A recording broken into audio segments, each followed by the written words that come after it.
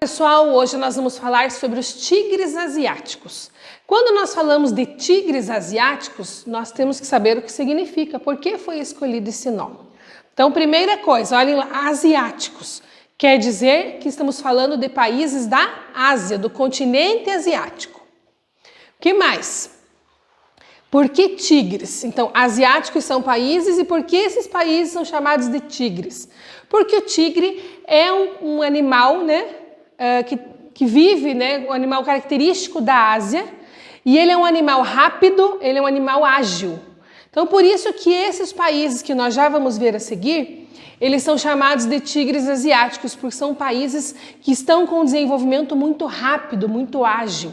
Por que foram escolhidos tigres? Não poderia ser escolhido leão? Podia, mas o leão não é um animal característico da Ásia. Tá, e o elefante poderia ter escolhido? Com certeza, mas o elefante é um animal mais devagar, mais lento. E ali eles estavam querendo representar países de rápido desenvolvimento. Então, por isso, os tigres asiáticos. Vamos ver lá. Os tigres asiáticos são países que tiveram as suas economias se acelerando, se desenvolvendo muito mais rápido a partir da década de 1970. Teve um acelerado processo de industrialização. Mas como é que eles conseguiram se desenvolver tão rápido? Devido ao grande investimento externo, investimento de outros países. Como que esses países investem em um outro? Por meio das multinacionais. Lembrem lá que nós já vimos, multinacionais são o quê?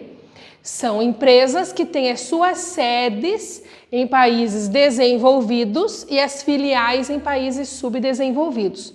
Assim, elas conseguem investir naquele outro país. Foi o caso, então, dos tigres asiáticos. Investimentos de quais empresas, de quais países? Principalmente investimento de empresas japonesas, que tinham como objetivo aumentar a sua produção e reduzir os gastos. Como assim? Essas multinacionais japonesas instalaram as suas filiais em alguns países asiáticos, que no caso são os tigres. E aí, esses países, por serem menos desenvolvidos, a mão de obra é mais barata. O que acontecia então? A multinacional japonesa produzia a mesma coisa, mas pagando menos aos funcionários, consequentemente tendo mais lucros. E quais foram os primeiros tigres asiáticos? Foram Hong Kong, Coreia do Sul, Singapura e Taiwan. São só esses tigres? Não. Esses são os 4 primeiros tigres asiáticos. Eles produzem e exportam em larga escala bens de consumo. Para onde? Para a América do Norte, principalmente Estados Unidos, para a Europa e para o restante da Ásia. O que são bens de consumo? Bens de consumo é tudo aquilo que nós vamos consumir, sejam eletrodomésticos, automóveis, alimentos, computadores, televisores, todos aqueles bens que nós compramos e levamos para nossa casa. Ah, mas tem indústrias que produzem outras coisas? Sim, essas indústrias podem produzir máquinas para outras indústrias, por exemplo. Elas podem transformar a matéria-prima, mas os tigres asiáticos produzem basicamente bens de consumo. Primeiramente, eles apenas exportavam, eles produziam para vender para outros países. Com o crescimento das indústrias nos tigres asiáticos, eles passaram também a produzir para atender o mercado interno. E ali, a partir de um certo momento, eles, além de produzir os bens de consumo, eles começaram a produzir também máquinas e criarem novas tecnologias. A Coreia do Sul hoje é um dos países que cria bastante tecnologias, por quê? Devido ao seu grande investimento em educação. Existem escolas na Coreia do Sul onde os alunos entram na escola de manhã e saem no final da tarde, às vezes até à noite. Eles são obrigados a ficar lá? Não. Uma reportagem que eu assisti alguns meses atrás mostrava que os alunos ficam na escola após o término das aulas por opção própria para estudar. Eles já entenderam na Coreia do Sul que o investimento em educação é o que faz o país se desenvolver. Porque quanto mais se investe em educação, mais pesquisadores e cientistas nós vamos ter no país e mais novas tecnologias eles vão criar. E essas tecnologias que geram muito dinheiro. Os novos tigres asiáticos, na década de 1980, com o investimento do Japão, dos Estados Unidos, da China e dos primeiros tigres, outros países passaram a integrar o grupo. Quais são eles? Indonésia, Malásia, Tailândia, Filipinas e Vietnã. Então hoje nós temos 9 tigres asiáticos. O objetivo dos investidores, esses investidores, então Estados Unidos, Europa, China, Japão, que objetivo eles tinham para investir nos tigres asiáticos? Eles queriam integrar as economias asiáticas do leste e do sudeste do continente. Como assim? Eles queriam que todos os países, ou quase todos os países do continente asiático, se desenvolvessem, se não da mesma maneira, mas se desenvolvessem. Nenhum país ficasse atrasado. Então, a partir do investimento externo, esses países começaram a se desenvolver cada vez mais. Quais são os destaques das indústrias que nós podemos encontrar nos tigres asiáticos? Produção de tecidos, componentes de telecomunicações, informática e eletrônicos, pouco sofisticados e com uso de tecnologia importada. Então, o que eles produzem? Computadores, aparelhos celulares, outros eletrônicos, mas nada criado lá. Eles não criam essa tecnologia, eles copiam a tecnologia de outros países.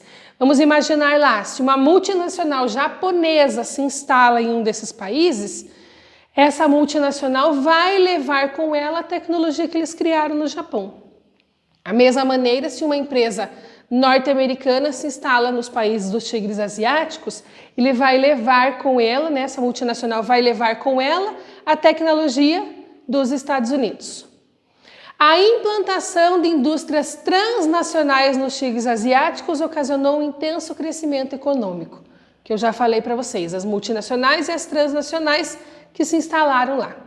Os novos tigres asiáticos mantiveram sua condição de plataforma de exportação, não produzindo tecnologia própria. O que é plataforma de exportação?